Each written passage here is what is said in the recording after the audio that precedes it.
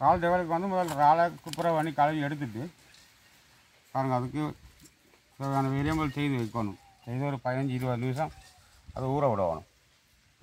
உப்புத்தூள் கொஞ்சம் போட்டு மஞ்சள் தூளும் கொஞ்சம் போடணும். போட்டு நல்லா கலக்கணும். இதை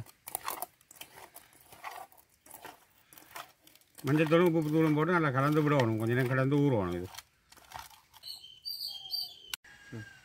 இப்போ வாங்க இந்த இறால் லெவலுக்கு என்ன நாங்கள் தேவையான பொருள் பார்ப்போம். இது வந்து கட்டர் தூள், சோஸ், வெங்காயம், இந்த மாதிரி வெட்டின வெங்காயம் ஒரு 300 கிராம், இந்த மாதிரி வெட்டின வெங்காயம் 200 கிராம், பச்சை மிளகா இப்படி தான் இருக்கும். இந்த பச்சை மிளகா வந்து இப்படி கீறி போட்டு தான் போடணும். இந்த மாதிரி நடுவில் கீறிட்டு இவ்வளோ தான் கீறுறது, கீறி போட்டு போடுறது. மற்றது கறி மிளகா, தக்காளி பழம், கருவேப்பிலை, ரம்பை, கடுகு, வெந்தயம், வெந்தயம் இல்லை கடுகு, பெரிய சீரகம், மஞ்சள் தூள், உப்புத்தூள், இவை தான் தேவையான சாமான். நாங்கள் இது செய்முறையை பார்ப்போம். நாங்கள் முதல்ல சட்டிக்கு எண்ணெயை ஊற்றுவோம். இந்த ஊற வச்சா இறாலை போடுவோம். முதல்ல கொஞ்சம் வதக்கி எடுக்கணும். வேறு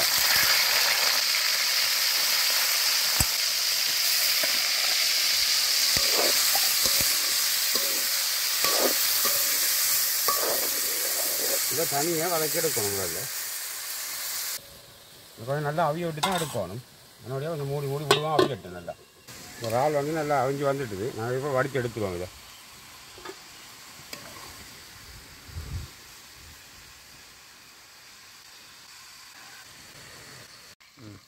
இப்போ கடுகு போடுவோம். பெரிய சீரகம் கொஞ்சம் போடுவோம். கருவேப்பிலை 2 நட்டி தூளாக பிச்சு போட்டு போடணும். ரம்பை அறுபது.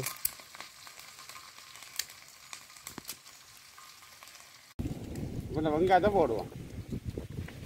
கொஞ்சம் உரிச்சி போடணும்.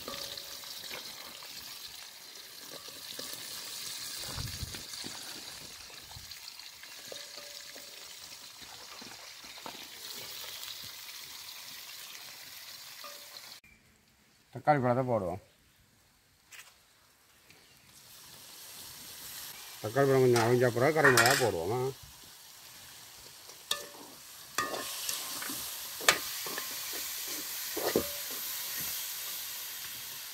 நாங்கள் வதக்கி வச்சுருக்கிற இறாலை இதுக்குள்ளே போடுவோம். அப்போ போட்டால் தான் சேர்ந்து அவிய நல்லா இருக்கும்.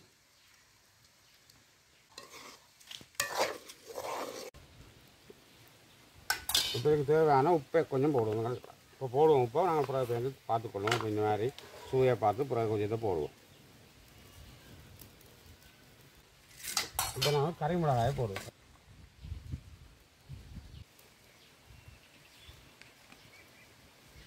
கறி மிளகாய் போட்டு மூடி விடுவோம். நாங்கள் கட்டர் தூள் போடுவோம்.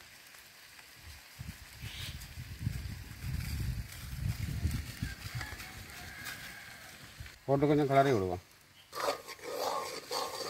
இப்போ நாங்கள் இப்போ சோஸ் விட போகிறோம். சோஸ் விடுறதுக்கு முதல்ல இந்த 2 அந்த மெட்டை நீளப்பாரி விட்டுற வெங்காயம் இருக்கிறது, இந்த வெங்காயத்தை போடணும். இந்த வெங்காயம் கடமையாக அவியக்கூடாது. அதனால் இதை கொஞ்சம் லேட்டாக தான் போடணும்.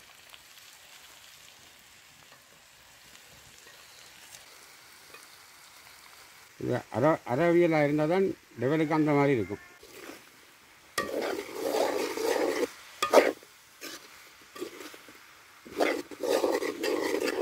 இந்த பச்சை மிளகா கூட லேட்டாக தான் போடணும்.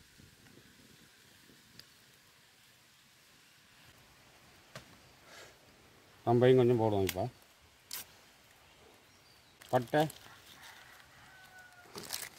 பட்டை பிரியாணியிலே எல்லாம் போடுவோம். அதுக்கு நல்லா கசாயி கொட்டி கொடுத்தா சரி. இப்போ சோஸ் விடுவோம். சோஸ் சுருக்கிட்டு வர மாட்டேங்க.